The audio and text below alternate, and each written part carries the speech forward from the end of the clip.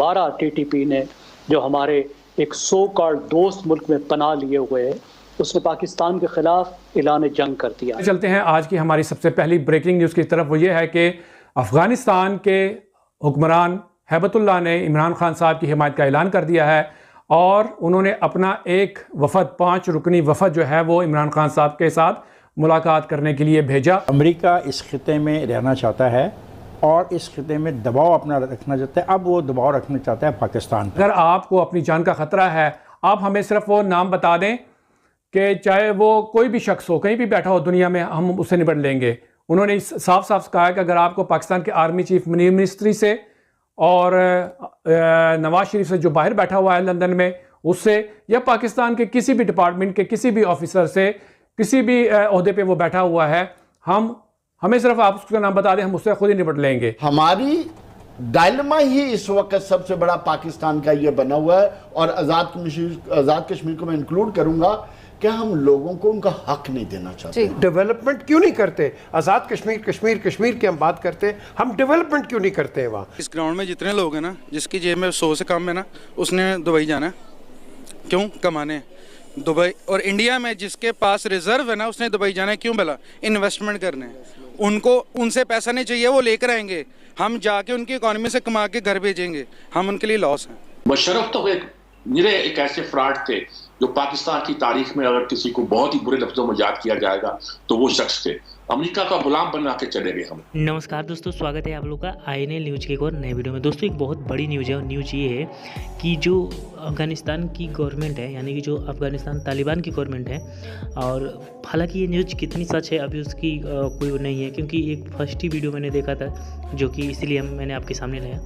तो इसमें ये बातें की जा रही हैं कि जो अफ़गानिस्तान की गवर्नमेंट है उसने 5 लोगों को इमरान खान के पास भेजा और कहा कि हम आपके साथ हैं और आप हमें नाम लिख कर दें, और अगर आपको कत्ल कर दिया जाता है या फिर आपको कुछ नुकसान पहुंचाया जाता है तो फिर हम उनको छोड़ेंगे नहीं। यानी कि जो इमरान खान है उसकी हिमायत में, यानी कि उसकी सपोर्ट में जो तालिबान की गवर्नमेंट है वो आ चुकी है। और दोस्तों इसमें ये भी बातें की जा रही है कि जो बाजवा है, जो कि आपको पता है कि पूर्व पाकिस्तान का आर्मी चीफ रह चुका है, या फिर जो अभी आसिम मुनीर है और जो शहबाज शरीफ की गवर्नमेंट है, उन तीनों को नहीं छोड़ेंगे अगर आपकी किसी भी प्रकार से आपको जो है वो कुछ भी करने की कोशिश की गई।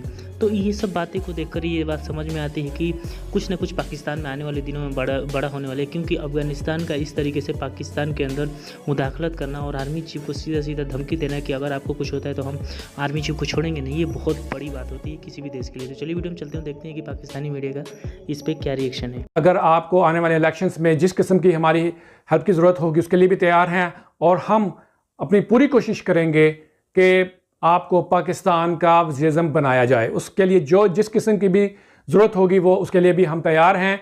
और तीसरी ये कि अगर किसी ने, आपको पता है किसी के ऊपर शक है कि कोई धांधली करेगा, उसको रुकवाना है, तो उसके लिए भी हम तैयार हैं। जहाँ पे भी आपको हमारी ज़रूरत होगी हम आपकी हिमायत के लिए तैयार खड़े हैं। और तीसरी बात जो उन्होंने कही है वो ये है कि अगर आपको अपनी जान का ख़तरा है, आप हमें सिर्फ वो नाम बता दें कि चाहे वो कोई भी शख्स हो, कहीं भी बैठा हो दुनिया में, हम उससे निपट लेंगे। उन्होंने साफ साफ कहा कि अगर आपको पाकिस्तान के आर्मी चीफ मिनिस्ट्री से और नवाज शरीफ से जो बाहर बैठा हुआ है लंदन में उससे, या पाकिस्तान के किसी भी डिपार्टमेंट के किसी भी ऑफिसर से, किसी भी ओहदे पे वो बैठा हुआ है, हमें सिर्फ आप उसका नाम बता दें, हम उससे खुद ही निपट लेंगे और आपकी जान को ख़तरे में नहीं पड़ने देंगे। तो ये जनाब उनकी तरफ से ऑफ़र की गई थी और इमरान खान साहब ने उनका शुक्रिया अदा किया कि आपने मुझे ये ऑफ़र दी है, आपकी हमायत का बहुत शुक्रिया। आप मेरी तरफ से हैबतुल्लाह का वो भी शुक्रिया कर दीजिए।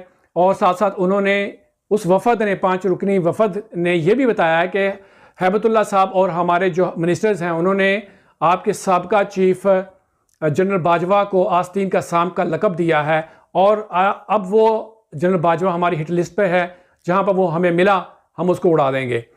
और इमरान खान साहब ने दोबारा उनका शुक्रिया अदा किया और कहा कि ये मैं आपको आपके वादे के ऊपर, आपकी हिमायत के ऊपर ये लिफाफा दे रहा हूँ, ये सीलबंद लिफाफा, इसमें मैंने एक ख़त लिखा हुआ है, उस पर मैंने उन तमाम लोगों के नाम लिख दिए हैं जिनकी तरफ से मुझे ख़तरा है। अगर कोई खुदा न खास्ता ऐसे हालात होते हैं, मुझे फांसी दे दी जाती है या मुझे कत्ल कर दिया जाता है या मुझे गोली मार दी जाती है किसी भी तरीके से, तो ये ख़त उस वक्त खोल लीजिएगा, और जो जो नाम इसके ऊपर लिखे हुए हैं उनको जिस तरह चाहे आपने उड़ाना है, चाहे आप उनके टुकड़े टुकड़े करके कुत्तों को खिलाएं, आप उनको अलहदा करके फांसी पे चौराहों में लटकाएं, जैसे दिल करे आप उनको जिंदगी से फारिग करें, ये आपका काम होगा, क्योंकि आपकी तरफ से मुझे ऑफर आ गई है। तो उन्होंने वादा किया है इमरान खान साहब से कि हम ऐसा ही करेंगे। और जब ये अगर खुदा न खास्ता आपके साथ कोई मामला पेश होता है, आपकी जान को खतरा हो जाता है और आपको मार दिया जाता है, तो हम ये लिफाफा खोलेंगे, इसके ऊपर जिस जिसके नाम होंगे उसे हम निपट लेंगे और ज़बरदस्त तरीके से निपटेंगे।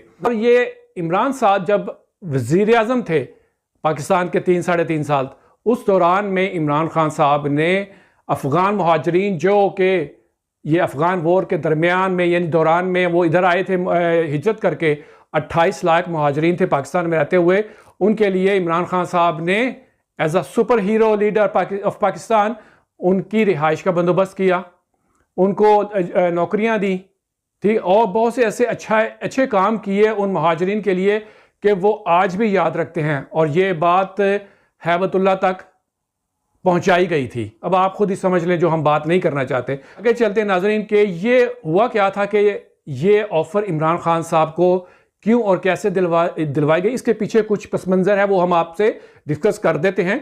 आपको यह ध्यान भी करवा देते हैं कि जब ये इमरान खान साहब से पहले जनरल बाजवा था और अब ये मौजूदा हुकूमत है, इंपोर्टेड हुकूमत, और आर्मी चीफ आसिम मुनीर और DG ISI, इन्होंने पिछले 1-1.5 साल में बहुत ज़्यादा अफ़गानिस्तान को नुकसान पहुंचाया है। क्योंकि ये उन लोगों को जो कि वहाँ से इधर आते हुए जो मुहाजिरीन थे, उनको, क्योंकि वो बेचारे अभी उनके पास कोई डॉक्यूमेंट्स नहीं थे, उनका कोई रिकॉर्ड नहीं था, तो इन्होंने क्या किया कि बाजवा ने भी और करंट चीफ ने भी और इंपोर्टेड हुकूमत ने भी, इन्होंने बहुत सारे मुहाजिरीन जो अफ़गान मुहाजिरीन हैं उनके ख़िलाफ़ जिनका कोई जिस केस का कोई यानी कि कातिल का पता नहीं चलता था, अफ़गान मुहाजिरीन का नाम डालकर उनके ख़िलाफ़ मुकदमा यानी कि केस करके उसके कत्ल के केसों में इनका नाम डाल दिया और जेलों में डाल दिया इनको। मतलब मैं तो सिर्फ सुनने वालों में था, सामाईन में मुझे सादत हासिल थी कि मैं बैठा हुआ था। तो खैर, एक तो ये है कि जनरल आसिम मुनीर बिल्कुल भी इस हवाले से कोई माजरत खाना रवैया अख्तियार नहीं करते कि फ़ौज अपने रवायती दायरा कार से निकल के एग्रीकल्चर में आ रही है या माइनिंग में आ रही है या IT के शोबों में आ रही है। और उनका ख्याल ये है कि उन्होंने जो वाजे भी किया, उन्होंने कहा कि चीन की तरक्की में फ़ौज ने 60s में और 70s में किरदार अदा किया। खुद पाकिस्तान की उन्होंने मिसाल दी कि पाकिस्तान के अंदर जो मौजूदा एग्रीकल्चर रेवोल्यूशन जिसकी वजह से हम खुराक के अंदर खुद किफ़ालत की तरफ चले, उसकी वजह भी बुनियादी तौर पे उसमें भी फ़ौज ने अपना किरदार अदा किया, डैम्स में और बहुत सारे कामों में। और फिर उन्होंने इंडोनेशिया की मिसाल भी दी कि वहाँ की इकॉनमी को कैसे ऑर्गेनाइज करने की वहाँ की फ़ौज ने कोशिश की। तो उन्होंने कहा कि उनका जो मतलब ये था कि अगर पाकिस्तान की फ़ौज भी ये काम कर रही है तो दरअसल ये सिक्योरिटी से एक लिंक्ड सिचुएशन है।